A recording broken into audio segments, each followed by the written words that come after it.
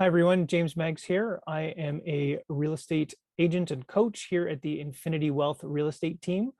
And today we wanted to talk to you about something that I thought would be very informative for you. We wanted to talk about my worst real estate investment. And I'm going to say that with some air quotes as you'll see, it really didn't turn out that bad, but it just wanted to show you from a grand scheme of things, you need to put things in perspective and at how a seemingly not ideal investment can actually work out well if you do it with the right fundamentals in mind. So I started my real estate investing journey back in 2009. I didn't really know what I was doing. I didn't have the right coach in front of me. I was actually I was working with another realtor on the side before I got my license. And when I initially talked to them, they said they knew a lot about real estate investing when it turns out they didn't, unfortunately. But I was lucky enough to have done a lot of my own due diligence, did a lot of reading, was a member of a bunch of different real estate networking groups. And so I had a really good fundamental baseline. And what really saved me on this investment is really I was investing in the right area for the right reason. So my area of focus is Hamilton, Ontario. And, at the time when I looked at investing, it was one of the top towns. It still is one of the top towns in Ontario for investment. And there was a lot of great things going on fundamentally, even back in 2009. There was a lot of rough patches, but the transportation improvements that were coming, GO Train was coming, and a lot of other things. There was a Center Mall had just been torn down when I was looking at buying. You're familiar with the area. That's a long time ago now. And they were looking at a massive amount of redevelopment, putting in a new Walmart, new grocery stores, LCBO, lots of other amenities. So I knew that area was where a lot of people would want to be living because it was so close to all this stuff. So I did all that with the right reasons in mind. But the mistake that I did make is the house that I bought, it was really at its highest and best use. And I'll break that down for you. Really, when we're looking at real estate, we want to see what is its future potential and what can I do to improve it on its current use in order to maximize the value. A good example of that is maybe a single family house on a really big lot. That lot you can sever, build another house. You've now gone from a single house on one lot to two houses on two lots, and now you've increased the best use of that initial property.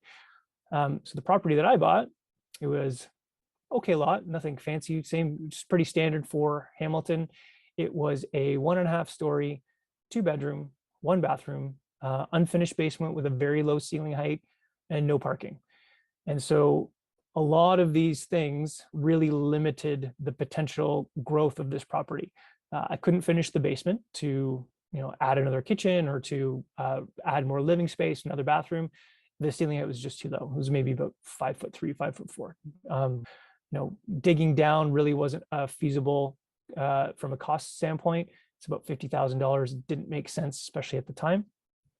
And so couldn't do that. Couldn't add another bathroom anywhere because the footprint of the house was too small. Couldn't add another bedroom anywhere because the footprint, like I said, of the house was too small. And the layout of the bedrooms was very interesting. You would walk up the stairs and it was an open loft concept area, which was kind of cool in theory, but to get to the actual other bedroom, which had a door, you had to walk by this open loft. So it really narrowed the potential buyers and tenant pool for me because, if you had a husband and wife with maybe a teenager, the teenager would actually have to walk past the parents' bedroom to get down to the basement and back and forth. So it was really only suitable for a single couple or a single person or, maybe a family with very young children. But that would limit. So either way, I was able to get it rented and held on to it for about 10 years and went through several sets of tenants. Tenants turned over, I think it was only twice in the 10 years. Give you an idea of how things have changed. The rent started out when I purchased it at $995 a month plus all utilities. Quickly before just get into that, a couple other features of the house.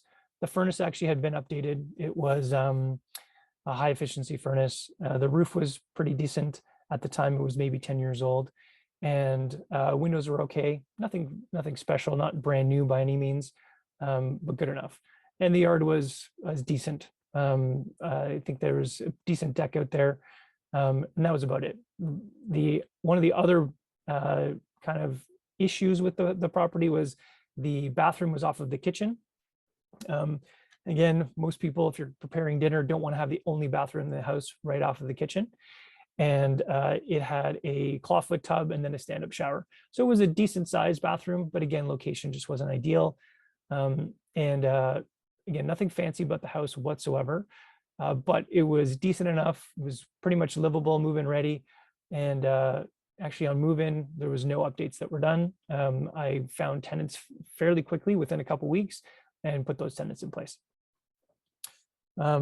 Give you an idea on pricing, I'd mentioned the rents of about $995 a month. At the time, if you can believe it, the purchase price was $138,000. Again, this is back in 2010, sorry.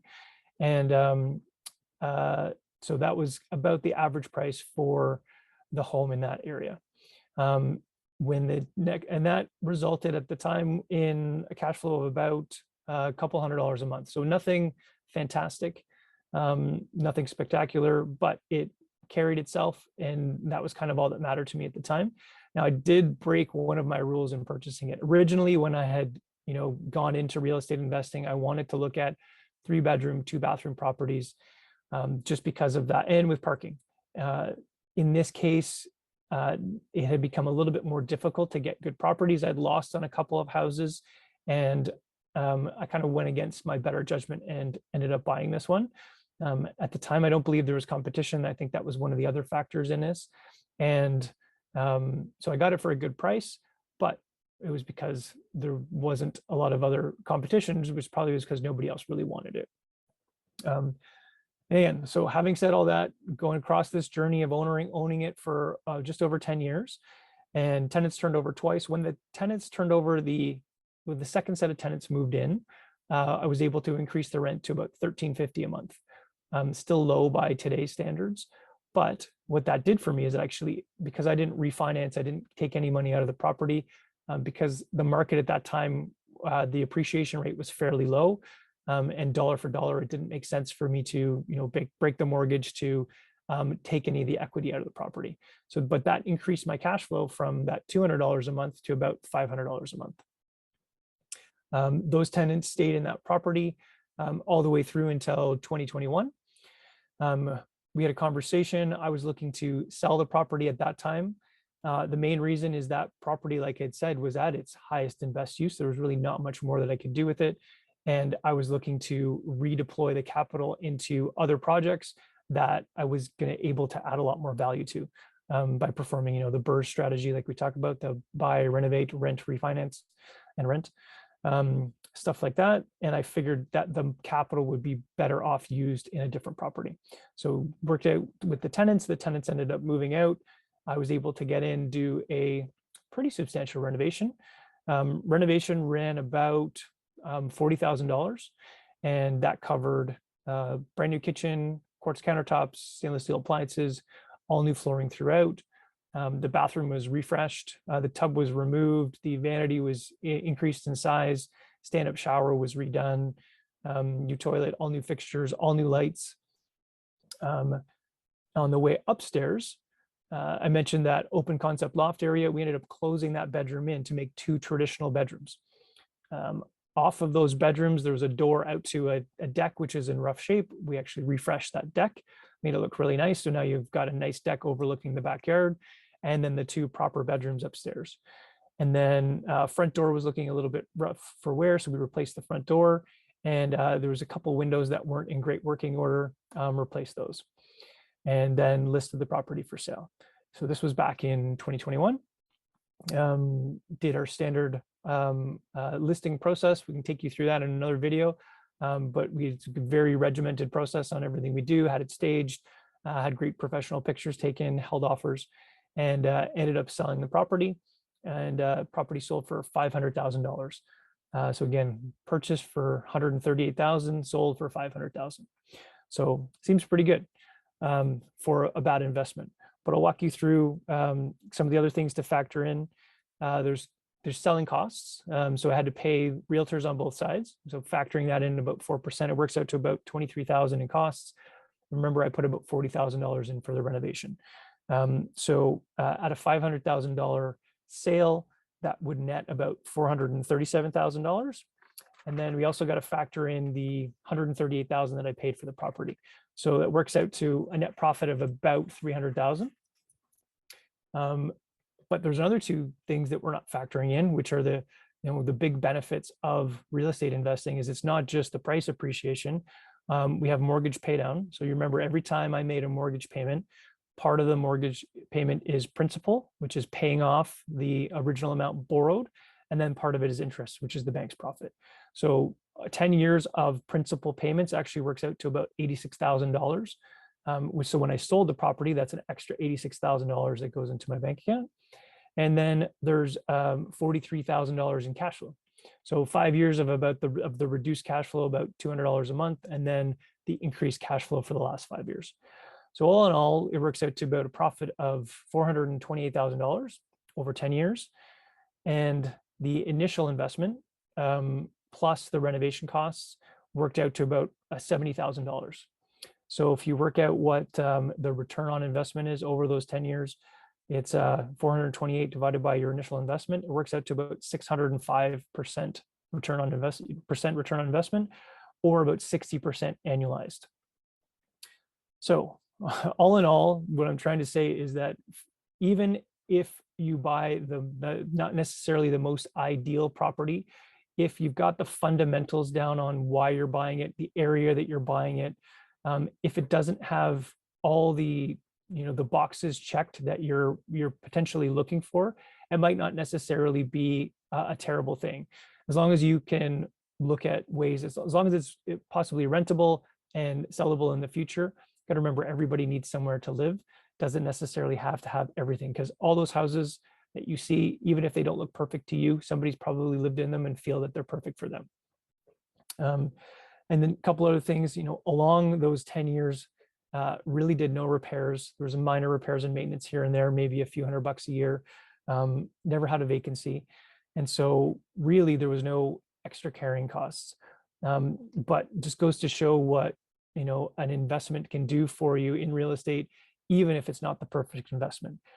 And, I say that we said this kind of jokingly as my worst investment, but interestingly enough, we looked up some of the houses on the same street at the same time, and they were all selling for about the same price, maybe a touch more, maybe 20,000 more. If I had bought one of those houses that was, a 3-bedroom, 2-bathroom, maybe finished basement with parking, the house that I sold for 500, those houses are selling for about 700. So, I made a great return, but those houses are $200,000 more. So I did leave some on the table. All that being said, that sometimes if you're waiting for that house that's going to make you the 700 though, that profit margin might slowly slip if you wait too long, just based on today's market environment. So it's about, the lesson here is about just taking action. Yes, you should have some standards and ideals, but if you've got the right fundamental baseline, you're investing in the right city, in the right areas, where you're going to get good tenants and good long-term growth, and it's really, really difficult to make a bad decision, regardless of the property that you're buying, as long as you're buying something and having your money work for you and using leverage where the bank's putting down your 80%, you're putting in your 20%, and you can get an excellent return on investment. Okay. So hope you found that informative. If you're interested in more videos like this, if you would like and subscribe, and you'll get notified as soon as we release more content. And that's it for today. Thanks very much. So if you found this video informative and you're looking to get a little bit more information and wondering how you can start in real estate investing yourself, we offer a free training seminar, and we do have one coming up this February the 12th at 7 p.m. And if you're interested in registering, like I said, it's free. You can get more information at infinitywealth.ca/events, and you can see all the different events that we have to offer. And like I said,